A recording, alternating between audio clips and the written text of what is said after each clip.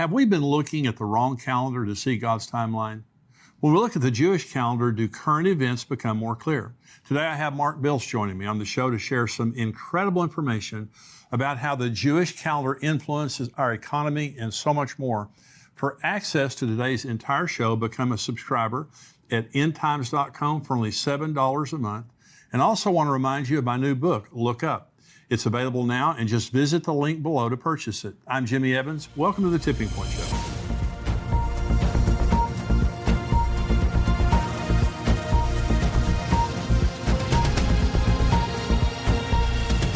Welcome to the Tipping Point Show. I'm Jimmy Evans, and I'm honored today to have joining me again on the show Mark Biltz. He is the founder of El Shaddai Ministries in Washington State.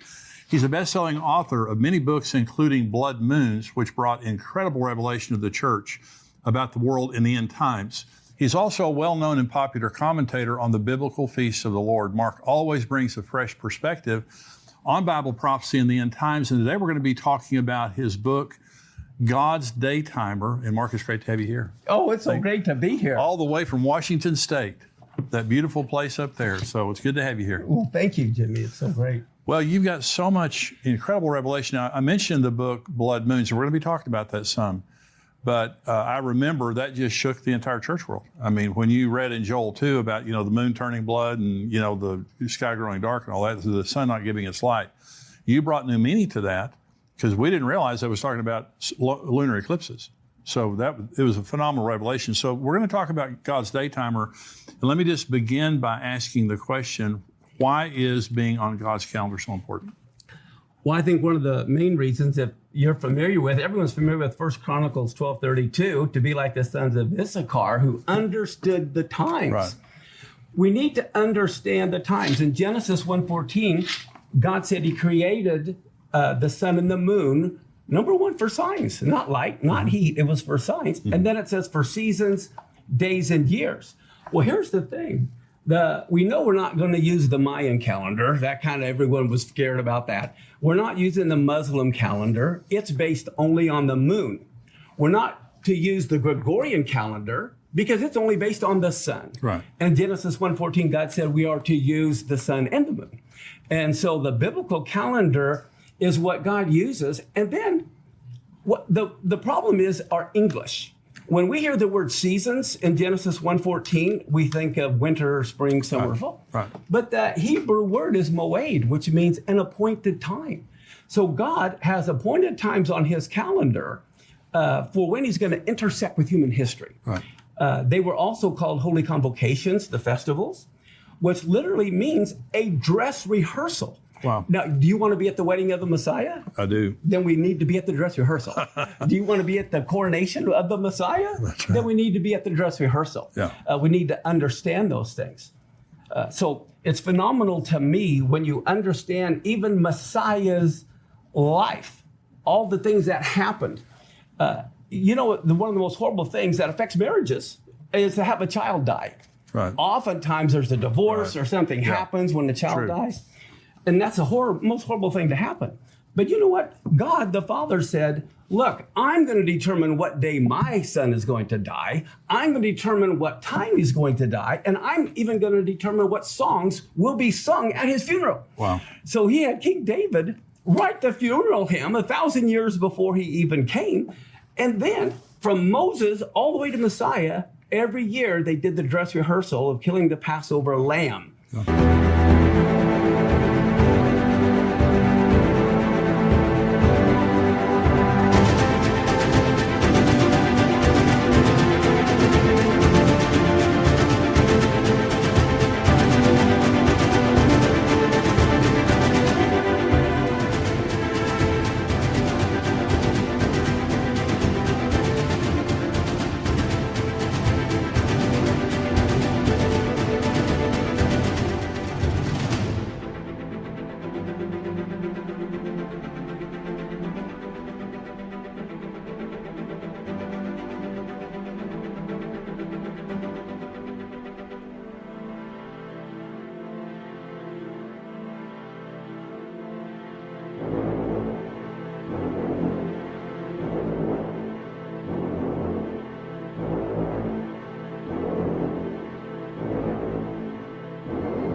And that's when he died, was on Passover.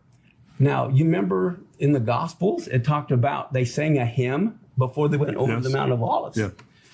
I know the words to the song they sang. What is it? It's Psalms 118, the Hallel. Psalms 118 is the final song on every Passover. Wow. So right before he was betrayed and rejected, what are the words? Some of the words in Psalm 118? This is the stone the builders have rejected. It's going to become the headstone of the corner. Wow. And then the following morning, they sing Psalm 118 3 times on Passover. At 9 in the morning, the time of the morning sacrifice, at noon, and then at 3 in the afternoon. Wow. So what happens? At 9 in the morning, and Josephus says there were 1 million Jews that came during the time of the Messiah. And so there's a 1 million member choir all singing Psalm 118 at 9 in the morning. And what are the verses they're singing? Here Yeshua is being tied to the cross. Wow. He's being bound. At the very moment the high priest is binding the Passover lamb to the horns of the altar.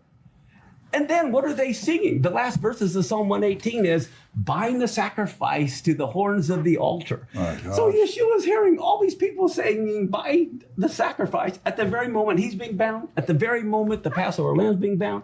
And My then at goodness. noon, think about this, that's when the lights go out. The Yeah. sun turns to darkness. Right. And I can just see all the Jewish people, 1 million of them, all of a sudden, well, they don't need their hymn book anyway. But here Messiah is now up on the cross. He's lifted up between heaven and earth. Well, they're singing Psalm 118. The right hand of the Lord is lifted up. The right hand of the Lord is exalted. And then at 3 in the afternoon, what happens? This is the very moment the last Passover lamb for the nation is slain. It's the very moment Yeshua is slain. And they're singing Psalm 118. This is the day the Lord has made. Wow. And That's so, incredible. Well, yeah. What are the odds? But you're saying the calendar, God's calendar determines those things. Everything that happens that's significant happens on God's calendar. Just like, and this was important to think about. Do you believe God's the same yesterday, today, and forever? Absolutely.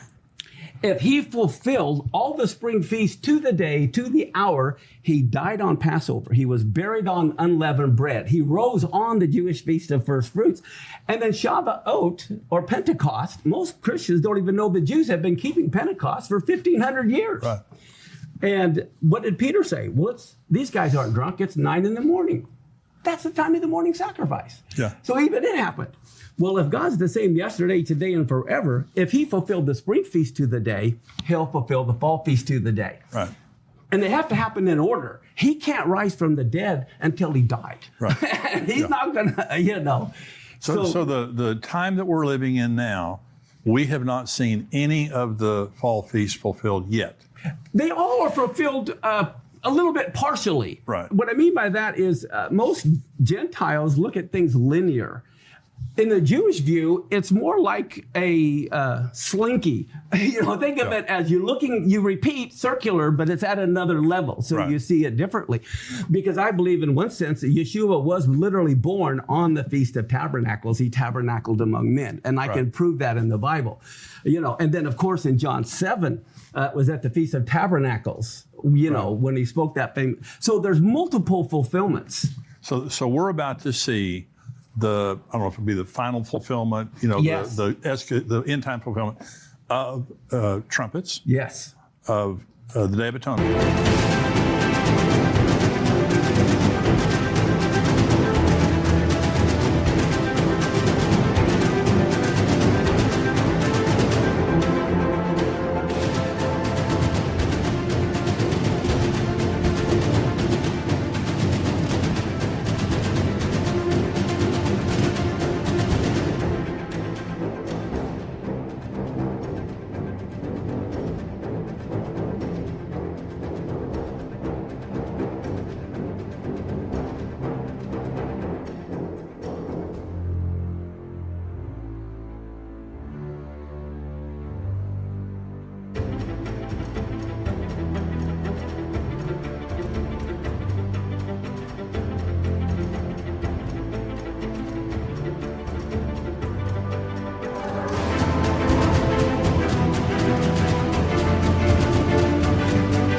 Yes. and of tabernacles. Exactly. That's why you hear trumpets all through the book of Revelation. Yeah, exactly. And there are 7 trumpets. Could each trumpet happen on a different year?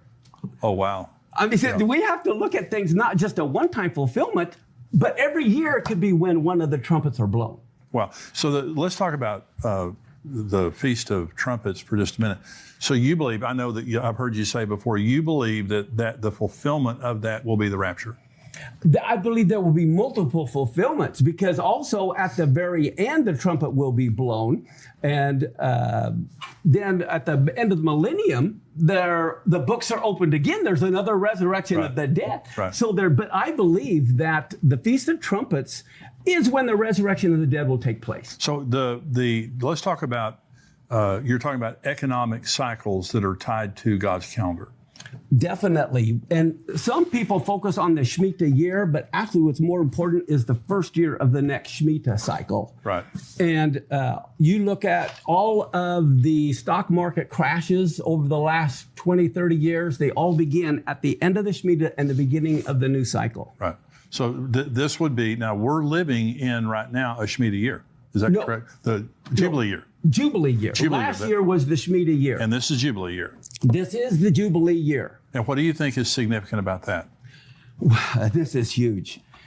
When you look at gears, separate gears that are all moving, this last Rosh Hashanah, all the gears lined up. It was the first year of a new Shemitah cycle. Okay, and that is the Feast of Trumpets. Right. Well, then Yom Kippur is when you declare the year of Jubilee. And so Yom Kippur was fulfilled, with the year of Jubilee being proclaimed. Then Tabernacles, every 7 years, you read in Deuteronomy, I believe 29, is the Hakel. Now, the Hakel is when the king of Israel's responsibility was to gather all of his people together to hear the law being read. So here you have a new Shemitah cycle, trumpets being fulfilled in one sense, it's a new 7-year cycle. Right. Yom Kippur being fulfilled is the year of Jubilee, the Hakel. And then the events that have been happening, we're supposed to know the time and seasons. Right. Well, the big earthquake that happened in Turkey, that just happened on what is known as the 15th day of Shavuot. And that's huge because that's the year of the trees. It's when God is watching to see who is bearing fruit. Wow. What people are, what nations are.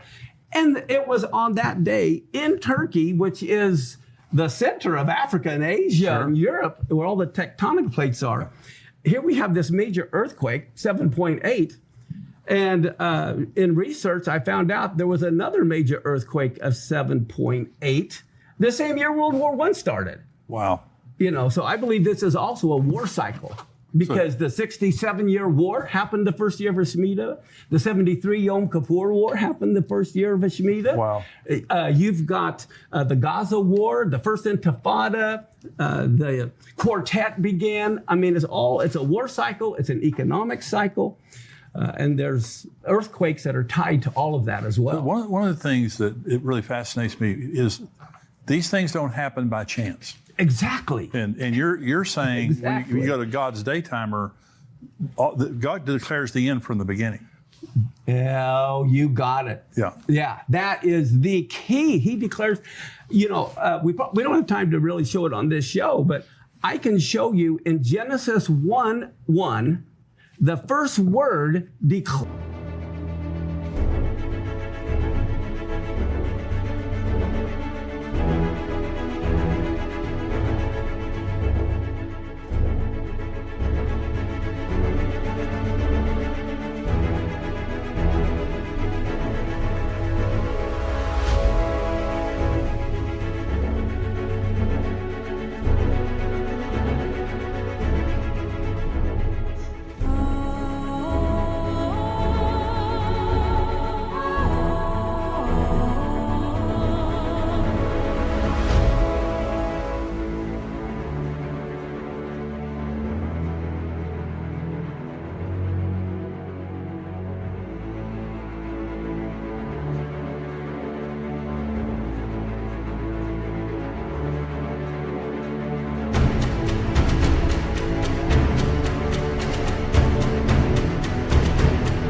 declares everything that happened from the beginning in Hebrew. The very first word of Genesis 1:1 tells you all about the Messiah going to die.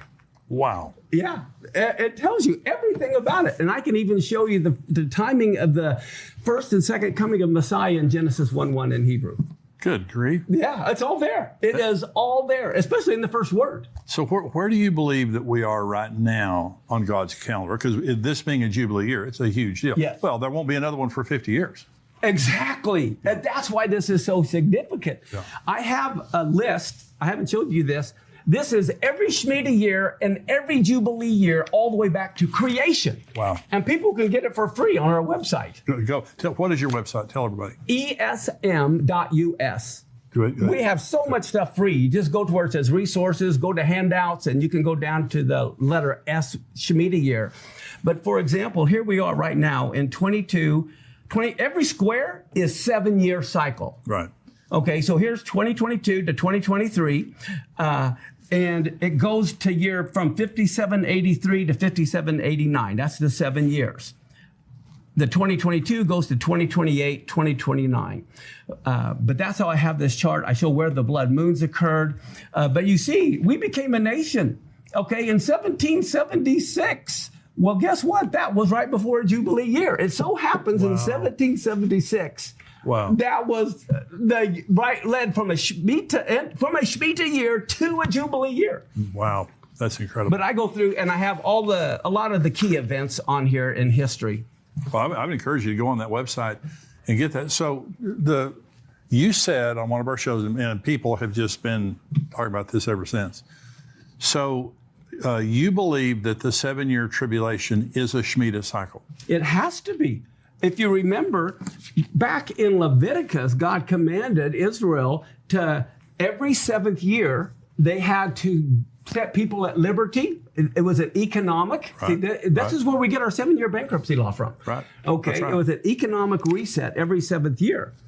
Well, so then what happens is now, as we look at the year we're at,